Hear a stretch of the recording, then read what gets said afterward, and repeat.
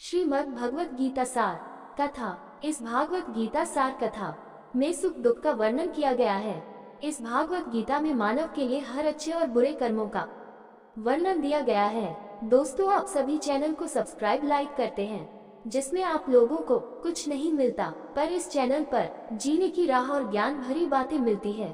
तो आपसे निवेदन है कि हमारे चैनल को आप सब सपोर्ट करें और हौसला दें कि हम आप लोगों के लिए अच्छा ज्ञान, अच्छी बातें और अच्छे राह पर चलने के लिए अच्छा ज्ञान आप सबके लिए पहुंचाता रहूं। नमस्कार मित्रों, आप सबका हमारे चैनल पर स्वागत है। दोस्तों, इस चैनल पर सारे वेदों का ज्ञान मिलेगा। भगवत गीता अध्याय 18 श्लोक 6। एतन्यपि तु कर्माणि संगः त्यक्त्वा फलानि च कर्तव्यानिति मे पार्थ निश्चयमतमुत्तमम्। एतानि अपि तु कर्माणि संगः त्यक्त्वा फलानि च कर्तव्यानिति मे पार्थ निश्चयमतमुत्तमम्। एतानि ये अपि तु अवश्य ही करने चाहिए। कर्माणि कर्म, संगम आसक्ति, त्यक्त्वा त्यागना, फलानि फल, च तथा कर्तव्यानि कर्तव्य समझकर करना चाहिए। इति ऐसे में मेरा पार्थ प्रथापुत्र अर्जुन निश्चितम निश्चित मतम मत उत्तमम सर्वोच्च। एत्य अपि तु कर्माणि संगम त्यक्त्वा फलानि च कर्तव्यानिति मे पार्थ निश्चयमतम उत्तमम्। अनुवाद: हे अर्जुन, इन कर्मों को आसक्ति और फल की आशा के बिना करना चाहिए। यह मेरा निश्चित और सर्वोच्च निर्णय है। यज्ञ, दान और तप के कार्य भगवान की भक्ति की भावना से करने चाहिए। यदि वह चेतना प्राप्त नहीं हुई है तो उन्हें बिना किसी फल की इच्छा के कर्तव्य के रूप में करना चाहिए। एक माँ अपने स्वार्थी सुखों को त्याग कर अपने बच्चे के प्रति अपना कर्तव्य निभाती है। वह अपने स्तनों में दूध भरकर बच्चे को खिलाती है। बच्चे को देने से उसे कोई हानि नहीं होती, बल्कि वह अपना मातृत्व पूरा करती है। इसी प्रकार एक गाय दिन भर घास चरती है, लेकिन अपने थनों में दूध अपने बछड़े को देती है। गाय अपने कर्तव्य का पालन करके किसी भी प्रकार से कम नहीं होती, बल्कि लोग उसका अधिक सम्मान करते हैं। चूंकि ये कार्य निस्वार्थ भाव से किए जाते हैं, इसलिए इन्हें पवित्र माना जाता है। श्री कृष्ण इस श्लोक में कहते हैं कि बुद्धिमान को उसी निस्वार्थ भाव से शुभ और लाभकारी कार्य करने चाहिए। अब वे अगले 3 श्लोकों में त्याग के 3 प्रकारों की व्याख्या करते हैं। भगवत गीता अध्याय 18 श्लोक 7। नियतस्य तु संन्यासः कर्मणो नोपद्यते मोहात् तस्य परित्यागस्तमस् परिकीर्तितः। नियतस्य तु संन्यासः कर्मणो नोपद्यते मोहात् तस्य परित्यागस्तमस् परिकीर्तितः। नियतस्य नियत कर्तव्यों का, तु परंतु संन्यासः त्याग, कर्मणा कर्मों का, न कभी नहीं, उपद्यते करने योग्य, मोहात् मोहग्रस्त, तस्य उसका, परित्यागा त्याग, तामस तमोगुण में परिकीर्तिता घोषित किया गया है। नियतस्य तु संन्यासः कर्मणो नोपद्यते मोहात् तस्य परित्यागस्तमस परिकीर्तितः। अनुवाद: नियत कर्तव्यों का कभी त्याग नहीं करना चाहिए। ऐसा मोहजनित त्याग तामसी कहा जाता है। निश्चित कर्मों और अधर्म कर्मों का त्याग करना उचित है। कर्मों के फल की इच्छा का त्याग करना भी उचित है, लेकिन निर्धारित कर्तव्यों का त्याग करना कभी भी उचित नहीं है। निर्धारित कर्तव्य मन को शुद्ध करने और उसे तमोगुण से रजोगुण और फिर सत्वगुण की ओर ले जाने में मदद करते हैं। उनका त्याग करना मूर्खता का गलत प्रदर्शन है। श्री कृष्ण कहते हैं कि त्याग के नाम पर निर्धारित कर्तव्यों का त्याग करना तमोगुण कहलाता है। इस संसार में आकर हम सभी के कुछ कर्तव्य हैं। इन्हें पूरा करने से व्यक्ति में कई गुण विकसित होते हैं, जैसे कि जिम्मेदारी, मन और इंद्रियों का संयम, दुख और कष्टों को सहन करना आदि। अज्ञानता व चिंता त्याग करने से आत्मा का पतन होता है। ये कर्तव्य व्यक्ति की चेतना के स्तर के अनुसार अलग अलग होते हैं। एक साधारण व्यक्ति के लिए धन कमाना, परिवार का भरण पोषण करना, स्नान करना, भोजन करना आदि कर्तव्य निर्धारित हैं। जैसे जैसे व्यक्ति ऊपर उठता है, ये कर्तव्य बदलते हैं। एक उन्नत आत्मा के लिए त्याग, दान और तप ही कर्तव्य हैं। भगवत गीता अध्याय 18 श्लोक 8। दुःखमित्य व्यक्तं काय क्लेश भयात् त्यजेत् सकृत्वा राजसं त्याग नैव त्यागफलं लभेत्। दुःखमित्य व्यक्तं काय क्लेश भयात् त्यजेत् सकृत्वा राजसं त्यागं नैव त्यागफलं लभेत्। दुखम कष्टदायक इति जैसा एफ वास्तव में यह जो कर्म कर्तव्य कायक शारीरिक क्लेश परेशानी भयात भय से त्यजे त्याग कर सहवे कृत्वा करके राजसाम प्रजोगुण से त्यागम कर्मों के फल भोगने की कामनाओं का त्याग, न कभी नहीं, एफ निश्चय ही, त्याग कर्मों के फल भोगने की कामनाओं का त्याग, फलम परिणाम लभेत प्राप्त करते हैं।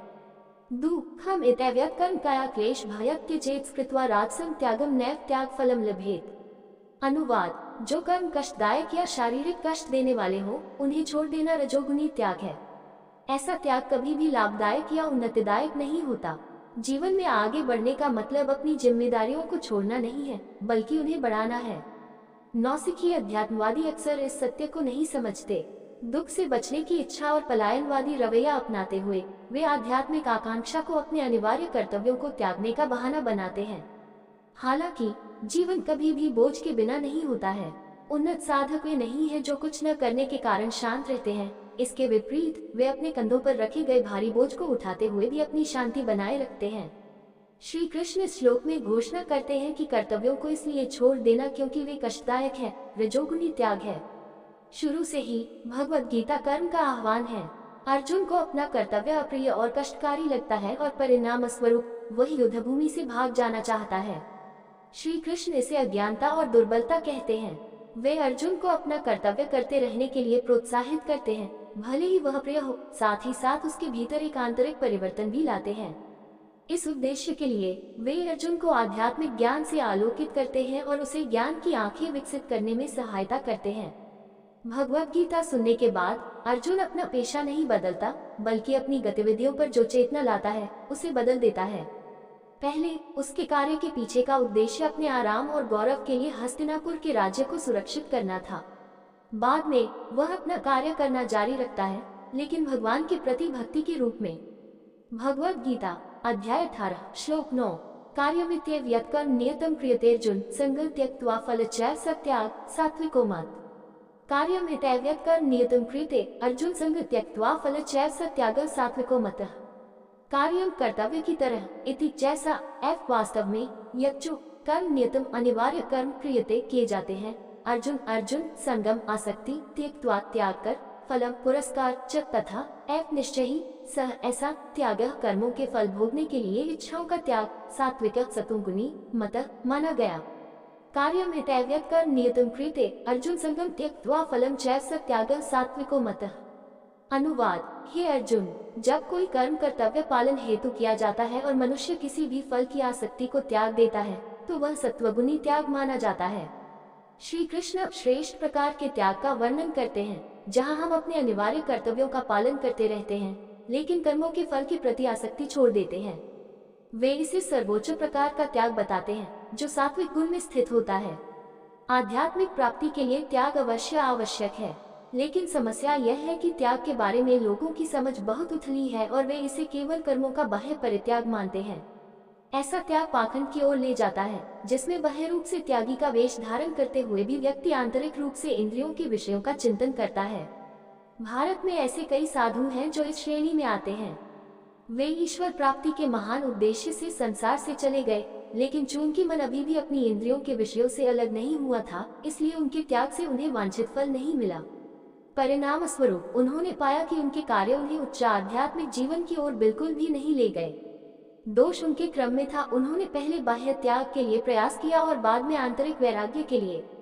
इस श्लोक का निर्देश क्रम को उल्टने का है, पहले आंतरिक वैराग्य विकसित करें और फिर बाहरी रूप से त्याग करें। भगवत गीता अध्याय 18 श्लोक 10 न द्वेष्टि कुशलम कर्म कुशले नानुसृजते श्रद्धा सत्व समाविष्टो मेधावी छिन्न संशय। न द्वेष्टि अक्ष कर्म कुशले नानुसृजते त्यागी सत्व समाविष्टो मेधावी छिन्न संशय। न तो द्वेष्टि घृणा करते हैं, अकुशलम अप्रिय कर्म काम कुशले सुखद को नहीं अनुसृजते चाहते हैं, त्यागी जो कर्मों के फल भोगने की कामनाओं का त्याग करते हैं, सत्वत सतोगुणी समाविष्ट युक्त मेधावी बुद्धिमान छिन्न संशय जिनमें कोई संशय नहीं है। न द्वेष्टि कुशलम कर्म कुशले नानुसृजते त्यागी सत्व संविष्टो मेधावी छिन्न संशय। अनुवाद जो लोग न तो अप्रिय कर्म से बचते हैं और न ही इसलिए कर्म की तलाश करते हैं कि वह उनके लिए अनुकूल है, वे सच्चे त्यागी पुरुष हैं। वे सतोगुण से संपन्न हैं और उन्हें कर्म की प्रकृति के बारे में कोई संदेह नहीं है। सात्विक त्याग में स्थित लोग अप्रिय परिस्थितियों में भी दुखी नहीं होते, न ही वे उन परिस्थितियों से आसक्त होते हैं जो उन्हें अच्छी लगती हैं। वे सभी परिस्थितियों में बस अपना कर्तव्य निभाते हैं, न तो अच्छा होने पर खुश होते हैं और न ही जीवन कठिन होने पर निराश होते हैं। वे सूखे पत्ते की तरह नहीं हैं जो हर बहती हवा से इधर उधर उड़ते रहते हैं। इसके बजाय वे समुद्र में उगे सरकंडों की तरह हैं, जो हर उठती और गिरती लहर को धीरे धीरे झेलते हैं। अपनी समता बनाए रखते हुए और क्रोध, लोभ, ईर्ष्या या आसक्ति के आगे झुके बिना वे अपने चारों ओर उठती और गिरती घटनाओं की लहरों को देखते हैं। बाल गंगाधर तिलक भगवत गीता के विद्वान और प्रसिद्ध कर्मयोगी थे। महात्मा गांधी के परिदृश्य में आने से पहले वे भारत के स्वतंत्रता संग्राम की अग्रिम पंक्ति में थे। उनसे पूछा गया कि यदि भारत स्वतंत्र हो गया तो वे कौन सा पद चुनेंगे, प्रधानमंत्री या विदेश मंत्री। उन्होंने उत्तर दिया, मेरी महत्वाकांक्षा डिफरेंशियल कैलकुलस पर एक पुस्तक लिखने की थी। मैं इसे पूरा करूंगा। एक बार पुलिस ने उन्हें अशांति फैलाने के आरोप में गिरफ्तार कर लिया। उन्होंने अपने मित्र से कहा कि वे पता करें कि उन्हें किस धारा के तहत गिरफ्तार किया गया है और जेल में जाकर उन्हें इसकी सूचना दें। जब मित्र 1 घंटे बाद उनके पास पहुंचे तो वे जेल में गहरी नींद में सो रहे थे। एक और बार वे अपने दफ्तर में काम कर रहे थे और उनके क्लर्क ने उन्हें खबर दी कि उनका बड़ा बेटा गंभीर रूप से बीमार है। भावनात्मक रूप से परेशान होने के बजाय उन्होंने क्लर्क से डॉक्टर को बुलाने को कहा और वे काम करते रहे। आधे घंटे बाद उनके मित्र ने आकर वही खबर दी। उन्होंने कहा, मैंने डॉक्टर को बुलाया है, उसे दिखाओ, मैं और क्या कर सकता हूँ। इन घटनाओं से पता चलता है कि कैसे उन्होंने उथल पुथल भरी परिस्थितियों में भी अपना धैर्य बनाए रखा। वे अपने आंतरिक भावनात्मक धैर्य के कारण ही अपना काम जारी रख पाए। यदि वे भावनात्मक रूप से परेशान होते तो जेल की कोठरी में न सो पाते और न ही दफ्तर में अपने काम पर ध्यान दे पाते। दोस्तों, आपसे निवेदन है कि हमारे चैनल को आप लोग सपोर्ट करें। ये वीडियो अच्छा लगा हो तो लाइक शेयर सब्सक्राइब जरूर करें। धन्यवाद।